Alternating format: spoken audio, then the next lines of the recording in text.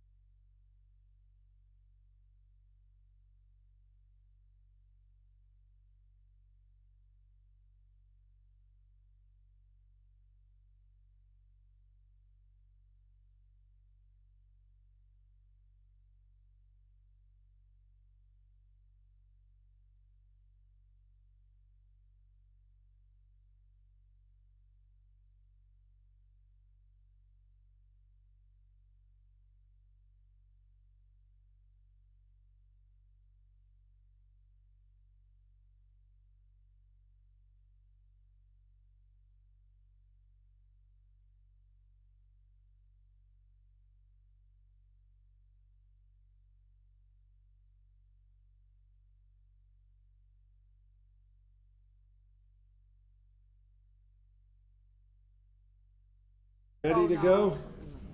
Yeah, you did. All right, I'm going to call the meeting to order at 5:30. In case somebody wants to look at them.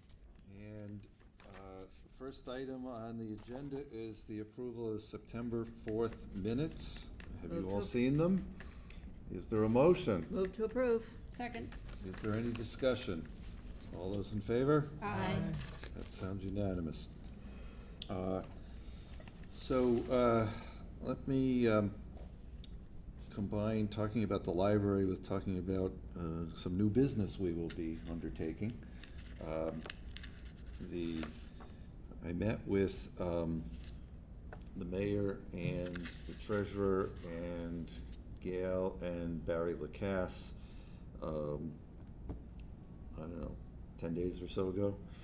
And at that time, we agreed that, you know, we would be going forward with the building envelope repairs and the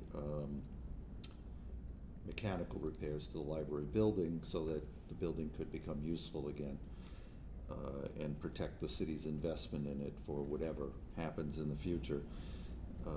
And at that time, it was suggested that we ask the architect if there were things that could be done to implement some of the suggested changes to the library program, like, for instance, moving the people on the 4th floor down to the 1st floor, moving the people on the 1st floor up to the 4th floor, those sorts of things, without spending a lot of money.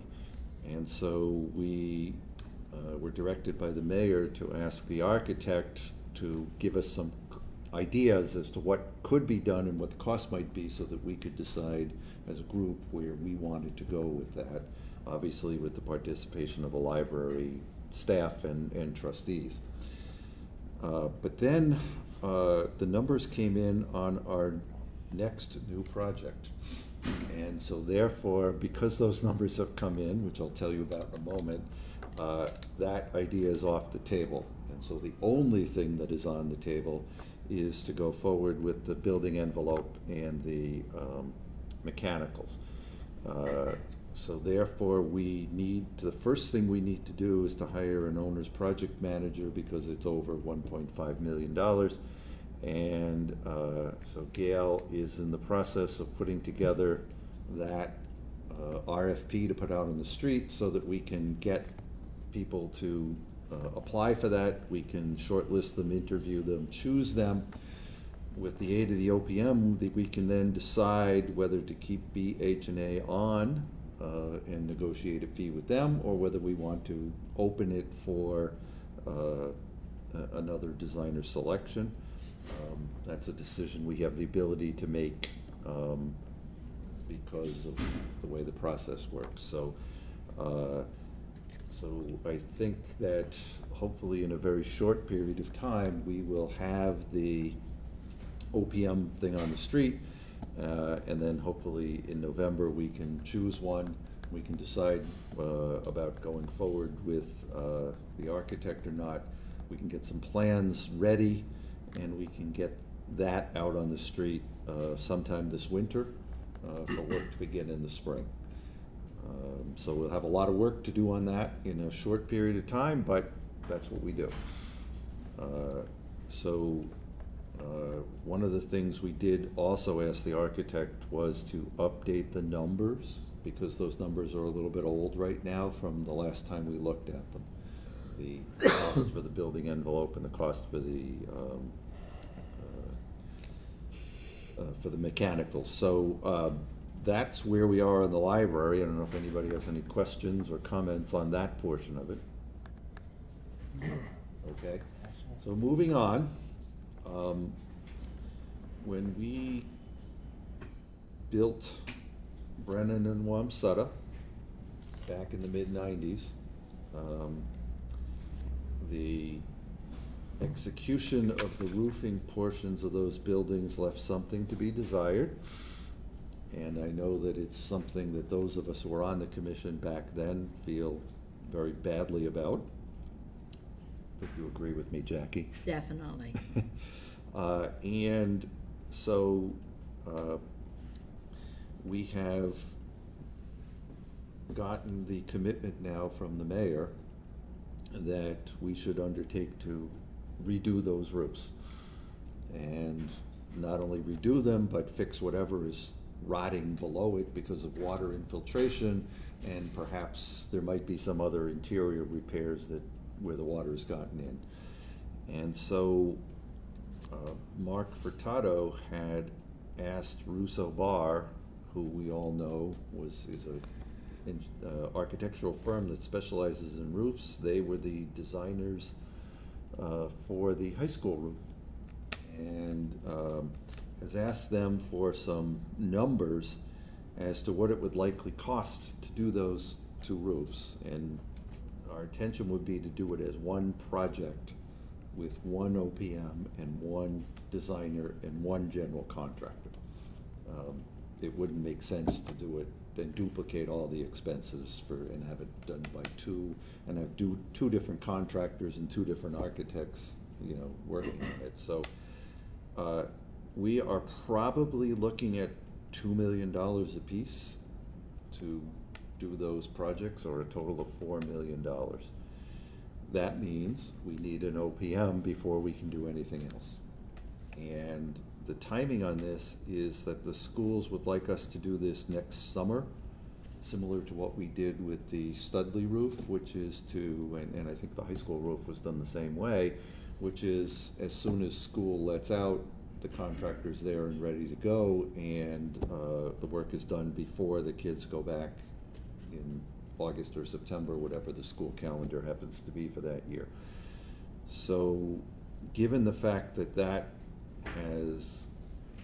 we were hoping that was a project that would be somewhere below $1.5 million, somewhere in the range of $1 million, based on what we had heard from Russo Bar. But that initial work that they had looked at was from 2009. And now that we are another 9 or 10 years beyond that, what they pointed out in this look was that the shingles on the roof are now, I think they said the schools opened in '98. Yeah. So we're talking about 21-year-old shingles. And so therefore, it would not make sense to try to preserve the shingling that's up there. It would make more sense to tear the shingles off, replace what's below it, and then put new shingles on. So that is what raised the project from $1 million to $4 million, at least in terms of a preliminary estimate. Obviously, these are very rough numbers, and only numbers for the purpose of convincing us that we need to start with an OPM. So therefore, the second thing that Gail is doing, among many, And I have to say, we're very lucky to have such a good staff person, and she does a great job for us. But Second. we are going to need to hire an OPM for this project. We're not quite as time constrained, because we know the work isn't going to start until sometime in June of 2020. But we also don't want to waste time, and we want to get an OPM on board, and then hopefully some of the very good roofing architectural firms will bid on this project, and we will then oversee this. So, have I explained it? And so that is that's our new project. I didn't miss anything, did I, Gail? No. Okay, so, anybody have any questions on that? Mike? More of a comment. So it looks like we've given up all avenues for MSBA type of funding on this at this point. Yes, I don't want to speak out of turn here, but the people at that meeting said we can't sit around and wait any longer for the MSBA.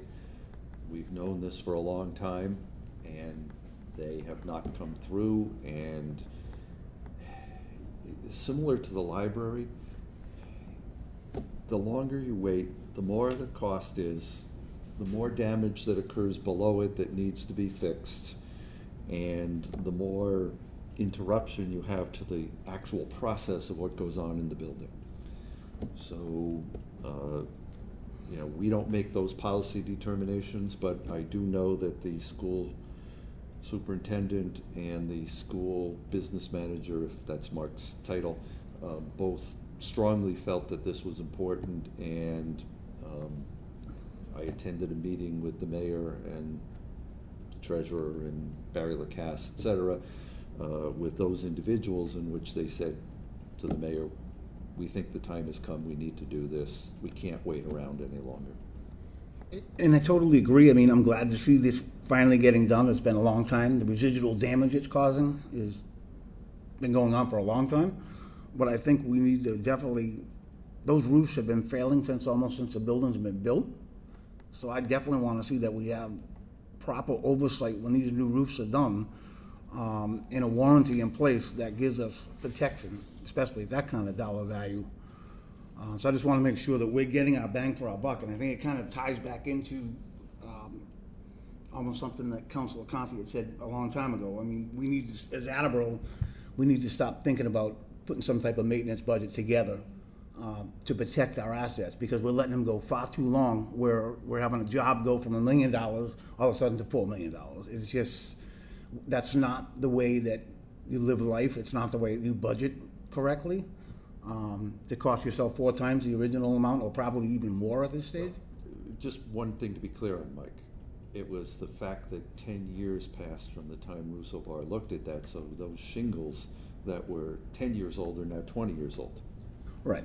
So the fact that the cost has gone higher, if we had done it in 2009, we wouldn't have had to replace the shingles. They had some concept, I guess, of going in underneath without having to strip the roofs off. I'm not sure how that would have worked. Doesn't make a lot of sense to me, but that's what they were talking about, because I can't see how you can fix a roof without tearing the shingles off. But maybe other people understand that better than I do. But so the increase in the cost is not just due to the delay, it's due to the fact that the shingles that are up there got older as well. And I totally agree. I just want to make sure that when we finally go out to do this project, it has proper oversight, and we have an ironclad warranty about what we are paying for and what the expectations are. And one of the things I'll say before I recognize Ed is the fact that when we did the high school project, Skanska was our OPM, and we had Adam Maxey on that roof every day that the work was occurring up there. And so I would hope that we would get someone of that quality to be our OPM, and have a project manager who is as outstanding as Adam was for us on that project. Agreed. Ed? Are you familiar with what the roofing systems are on the Brennan and Wamsutta School. There's It's shingles. They're asphalt shingles. Yeah. There's also some flat roof though as well. I Is there some EPM don't roof remember on, there on being the, any. on the gymnasiums? Maybe there is a flat roof on the gym. Jim, maybe. But So- Judy Robbins very specifically had us design those schools to have peaked roofs and avoid flat roofs wherever we could. I I understand. clearly remember that. So we would be looking at replacing all of the roofing systems? I think the first thing we need to do when we have the OPM on board is to do a complete scope of the project so we can then describe to the architect what we're hiring the architect for. Okay. My second question is that with the long-term deterioration of what's happened under those shingles, maybe Jerry, being a builder, can help with this, would be my concern on identifying what's happened underneath there. And maybe an OPM would help us develop that scope. I would assume that they would probably want to take some small sections off and look underneath. Exactly. I I would think, Jerry, that would be with, Yeah. you do some sort of invasive testing Yeah, if it's a shingled roof, that'd be very easy to do also. and then put them back. Put them back in a couple of minutes. Yeah. My only concern is, and maybe I'm just getting too far ahead here, is my concern is that we put out an RFP for a roof repair or new roof system at, an estimate of $2 million and not, I just want to make sure we do our due diligence as much as we can for some sort of invasive investigation of what's going on under there so that we have a full or a better scope before it goes out, because we're going to end up with my fear would be a $2 million roof system repair and $1 million change order for all the stuff under it. Okay, so I understand what you're saying, Yeah. so I agree. So the first thing we need to do is have the OPM do some scope. Yeah, exactly. The architect is gonna need to do an actual set of drawings. But I would imagine, and I can just tell you because I replaced half the roof on my house a month ago, is that there was an allowance in the contract I signed with that roofing company to replace wood that may have been rotted that could not be seen. And so there was a per linear foot price for, or maybe it was per square foot, it was one or the other, for things that we could not see. And so I would think that the architect would build that into the bid documents, because there will be things that we will find that we could not know about until we actually have the roof off. Wouldn't you agree, Jerry? And I just want to, I want to start thinking about that while it's maybe a little premature to start thinking about that before we have an OPM on board.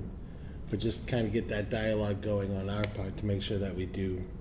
Yeah, that's all. we're gonna need a very tight set of specs, but I'm sure that we're going to need an allowance that say you'll need to replace this many square feet of wood substructure, and if it's beyond that, there's a price per square foot that goes beyond that. Just trying to, again, a little bit ahead of the horse here, but just Yeah. kind of start bouncing that around. in And our what we head. really have to hope for, I think, is that we don't have rusted metal beneath, because I know that there is metal beneath the shingles at some level down. Right. And that's just from memory from a long time ago. So, so that's the roofing Just project. to piggyback on that, I'm on time on the committee, I can tell you that that was the original cause of failure of that roof was because of flashing. Improper flashing because of the number of pitches that roof has. To piggyback on Eddie's question is, where do you stop the scope? Because now that the water's gonna find a path of least resistance, that's where it's going. So the flashing is not bad, that comes off the roof, it finds a way down the fascia board, into the back of the thing, and if you go into the entrance near the gym, and you actually look at the columns, that road, you'll see the columns separating up top. So where do we stop a project? I mean, that was due to the roof, but I think just piggybacking on Eddie is we have to look at it in a little broader sense to find out exactly why the roof failed and what is the residual damage, and what our plan is to either incorporate that into the contract for all of it to be repaired, or we're just gonna fix the roof and then we're going to try to do the other repairs as financially possible. Because you can see the columns separating. Well, I I think mean, it's that's- just, I know it's just molding on them and something, but they're separating because of the water infiltration. I think that's a policy determination that will come in the future, because once we have the OPM and the architect on board and they've defined a scope of work, then I think we need to have a discussion between the city side and the school side as to how far we go in interior work. Because there may be some that the school department would handle on its own, apart from once we stop the water from getting in. Or it may be that they want us to fix every bit of rotted area and put it all back to the way it was in 1998. I don't know that, Mike.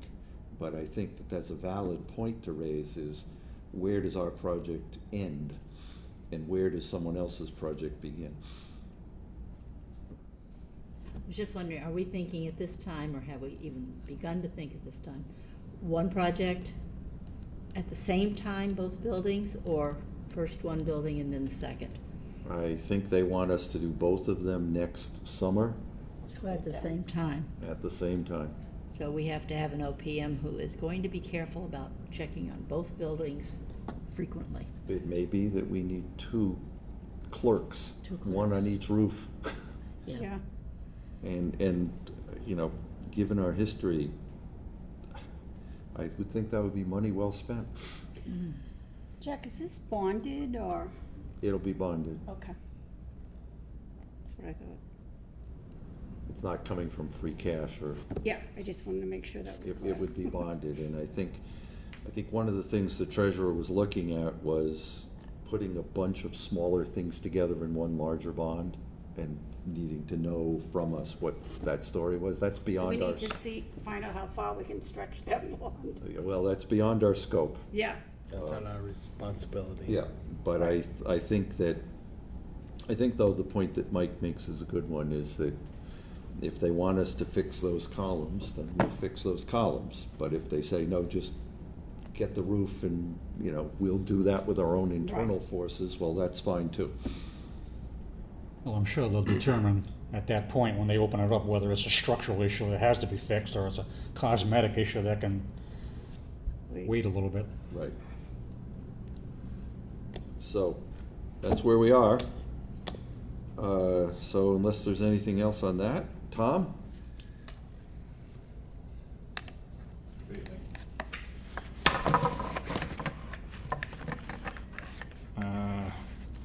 I have pay application number 16 from Collins The Construction. final one? This is the final one. We are done.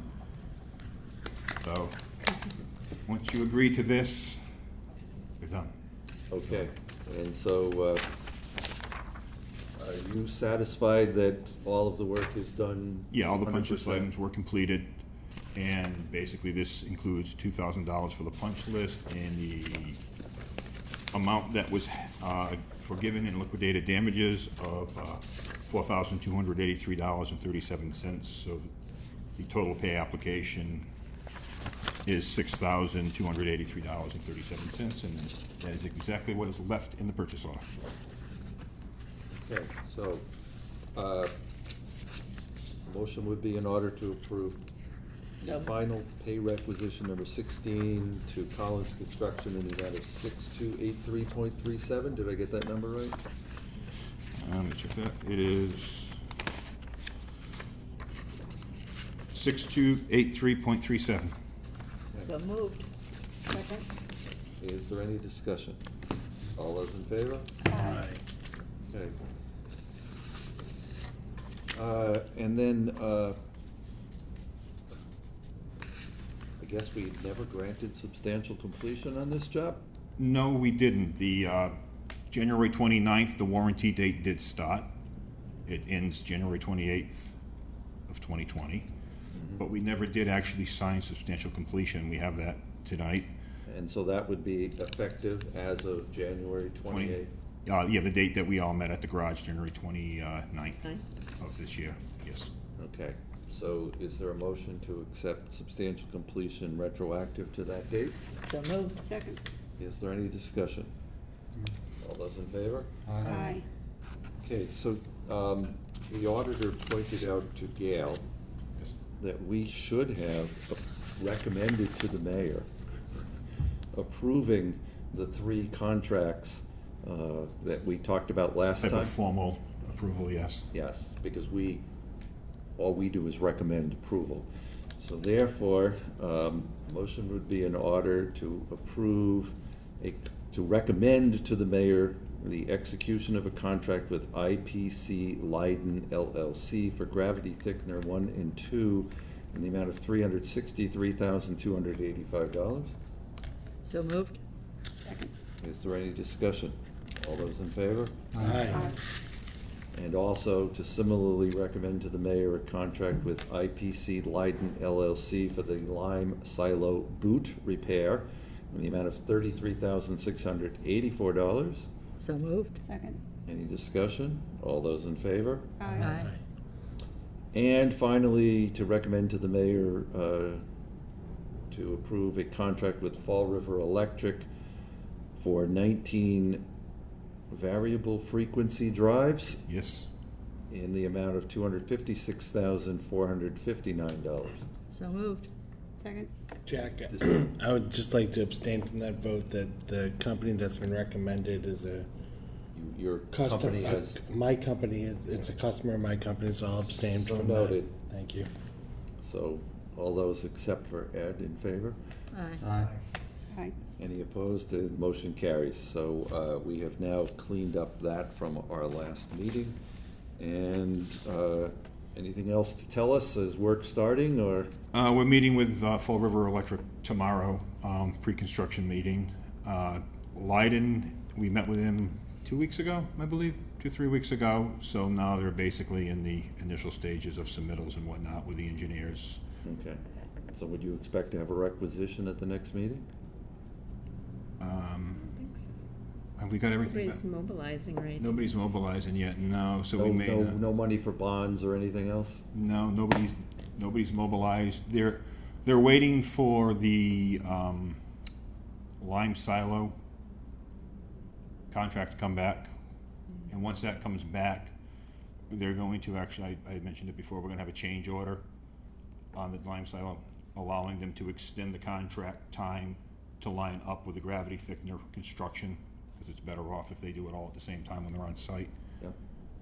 So no, we have nothing yet. I don't expect a pay application from them So we probably won't see you till December? at the earliest, yeah. Because they still have to do the submittals between them and the engineers. Okay. There's gonna be no mobilization. I mean, we're talking a long lead time on the equipment. We're talking months to get the equipment on site. Other than them maybe coming out, taking some preliminary measurements on site, things like that, double checking measurements. They're not gonna be doing any construction for some time now. So therefore, you'll tell us when you need us to act? Yeah, once they start sending in pay applications, yeah, once we actually get some applications from them. But other than that, we're just waiting for the equipment to be approved and ordered Okay, to show up on site. excellent, thank you. All right, thank you. All right, that means that we need to set our next meeting date, which looks like it would be the 6th of November. And while we're at it, why don't we look at the 4th of December as well? Do those 2 dates work? And then, I guess those are our next 2 meetings. Let's see, 11, 6, and 12. Okay, anybody have anything else, or should we adjourn? All those in favor? Aye. We are adjourned at, did you have something you wanted to add before Yes. we adjourn? Yes. Okay, then we are not adjourned. So I've come to ask the Municipal Building Commission for some advice. As chairman of the Capital Improvement City Development and as members of the Building Commission, many things go on in the city which sometimes appear to be a surprise to the residents. And we have put in practices, standard practices to notify residents in the public newspaper in accord with Massachusetts general law. But I don't think I know anyone who reads the legal pages of the newspaper every day unless their job responsibility requires it. So I'm questioning whether or not the practices that we have in place are adequate for public notice of construction projects in general and in specifically a recent event that happened over on Green Drive. The procedures that the council took for Green Drive were all done exactly the way they were supposed to be done. There was a request by National Grid to reposition a pole. An application was made that had the application of 4 poles to be repositioned at one time, and it was sent back to them saying we needed individual application for each pole. They did that. We followed the law and we put the notices in the newspaper. We held a public hearing and right here in this room for anyone in the public to speak about any issues with the pole replacements or move around. No one showed up, and in the 10 years that I've been a city councilor, I don't remember any, maybe one occasion when a member of the public came to appear in front of the council to ask specifics about a pole reposition. So it wasn't any surprise to any councilor that no one was showing up to speak for or against in the public hearing for the reposition of the pole. However, when the pole was repositioned, it got a neighborhood quite upset. And so last night at the municipal council, a member of the neighborhood showed up in front of the council and said,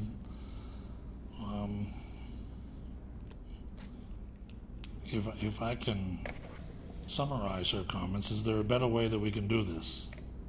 So I'm asking you if you have any ideas, because you're in the building trades, of what the council might do to push information out to residents in advance of construction projects to make them aware of what's going on. So we have a giant project going on Rathbun Willard Drive, the biggest construction in the history of Attleboro.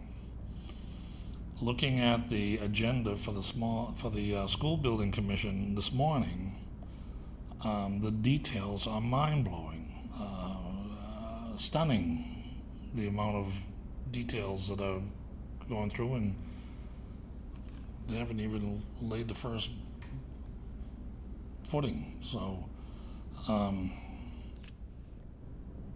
several years ago, the Mayor Dumas and I talked about putting together an app or using an app or searching for an app whereby if you were an Attleboro resident and let's say you're on a train riding to work in the morning, you would be able to open up an app and look at the city of Attleboro and put in your street address, and it would notify you of anything that was in the zoning ordinances and the planning department and the municipal council and the building commission and any of the commissions and committees across the city, because the information is all digitized. And maybe there was a way of taking that and putting it into a central database so that if you said, I live at 1 Main Street, it would pop up and say, well, this is all the mentions about Main Street in the last 15 days or 30 days.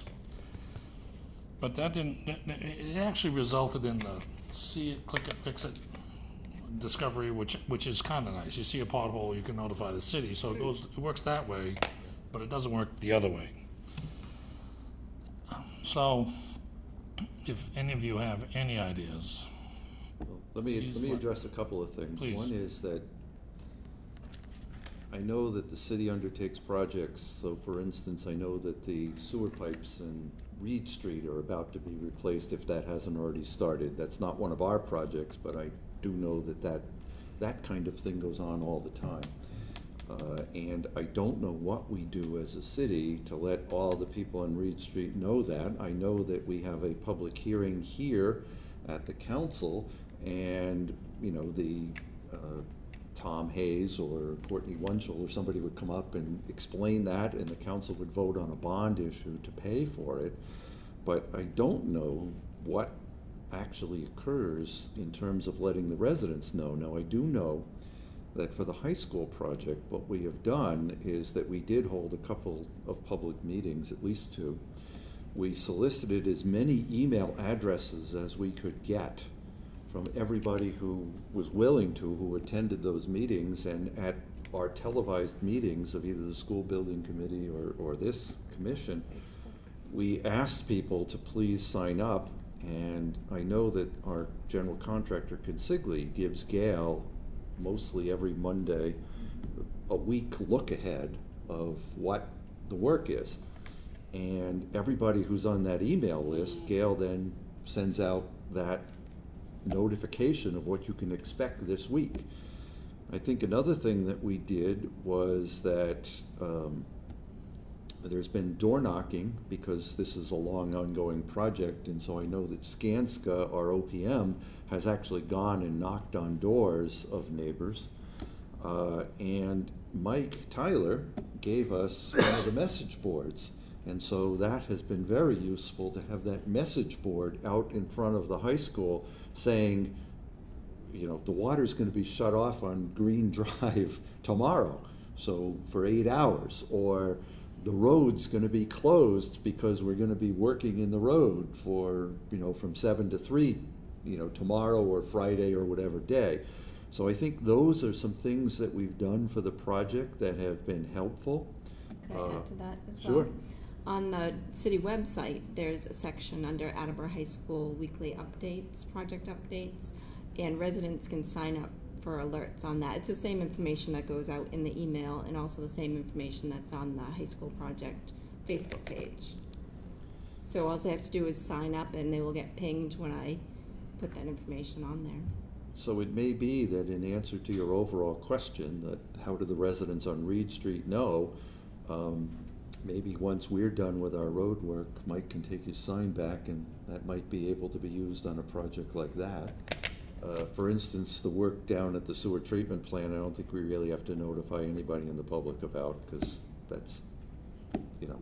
I will say, for public works, when we have a roadway project or stuff of that nature, I always make the letter up to the residents of the affected area, but that letter also goes to Bill Lennox, who puts that on the city website. So there's, if you click on the, I think it comes up as urgent, there's a urgent red Alerts. button on the Right. city website. So if you click on that, it will come up telling you that we're putting sidewalks on Mendon Road, the time expended and stuff like that. So, I mean, I always found it as a valuable tool because people have questions. So we try to be preventive and get them the answers before they can have to ask them for us. So maybe that's something that other departments could probably utilize on a better day-to-day basis when they have projects like this. But one thing, though, that I know is that senior citizens, and I'm now one of them, I'm not nearly as computer literate as my children are, but there are people who are older than we are who don't go to cities' websites, who don't get a ping on an email when something's occurring. So that wouldn't solve all of the problems, but I think that perhaps a system like Gail has implemented, where when a project is occurring, if we sent out a notice to people that would be affected and say, send us your email address and we'll send you a project update every week, that might be a helpful way to do things. Gail, how many people do you think are on your notification list? I want to say about 25 or 30 email addresses. It doesn't sound like a lot. No, there were probably twice that many of people who attended the various meetings that we had. And then, Rick, if I could just address the National Grid thing. For the rest of you that don't know what we're talking about, what happened was, at the school, Attleboro High School project, there were 2 telephone poles right at the entrance to Green Drive. And the two telephone poles, one was on city property land and the other one was inside Green Drive. They were all on city property, but the one pole in particular that's on the Attleboro High School side was right smack dab in the middle of the new driveway. Right. And so that needed to be, a pole needed to be moved, and as a result, the length of the line was too long, and so they had to put another pole in halfway or partway to reduce the distance of the wire being supported by the poles. And in doing so, the residents of Green Drive one morning woke up to find a giant silver pole right at the beginning of their driveway, which is right on the curb of the street. And it's an industrial grade telephone pole. I haven't talked to the city solicitor yet, but I believe that the National Grid has the right to put a telephone pole, a wire, an electric pole wherever they please, subject to municipal council approval, which they got after Because it's public hearing. on city land, and so that's why you have to give the approval. But the thing that surprised me, because I asked Virginia about this the other day, is that there's no notification process when an application is filed. And it struck me that maybe the requirement should be that National Grid get an abutters list when they file an application, and that they send out a notice of the municipal council's public hearing to those on the abutters list, the same way that when I'm before the Conservation Commission in a half an hour, all of the people near the project that I'm advocating for got a notice. The engineer in conservation, the engineer is required to send out the certified mail. With zoning, the zoning board itself sends out the certified mail, but you have to get an abutters list in either case. So it strikes me that one of the things that might get people to show up at your hearings, because Matt Eustace from National Grid showed up at the hearing to advocate and say the poles are needed, and I showed up simply to say the school building committee would like you to do this. But I truthfully did not know that there was an indirect pole that was required because of our direct pole. And so it wasn't part of our project, but it was part of our project. And so therefore, but I can also understand that no one is going to read the legal notices and understand what they mean, and no one's going to come over here and look at the sign that we posted in the window to know that that's the situation. And so I'm just wondering if putting a small burden on National Grid or Verizon or whoever it is that wants to put up a new pole or move an old pole, that they notify those who would be affected by it. It might be worth taking a look at sitting down with AACS and see what can be done with a continuous scroll of projects identified by location, by street, and having an abbreviated type notice that you would find in the paper for projects, something that's a little more readable. Yeah, Ed, I know that if I turn on channel 98 and there is not a playback occurring, there's a series of screens that come up that tell you things. It might be an interesting thing to do, would be to add a screen on channel 98 that says, you know, That is first of all, the- tells you can go to the city website, and perhaps tells you that, you know, there's going to be sewer work on Reed Street starting October 15th. That would be good, because I don't think that we can put together that app system to allow people to search on their own, and I'll bet someday someone does that. It's not going to be me, and it's not going to be us.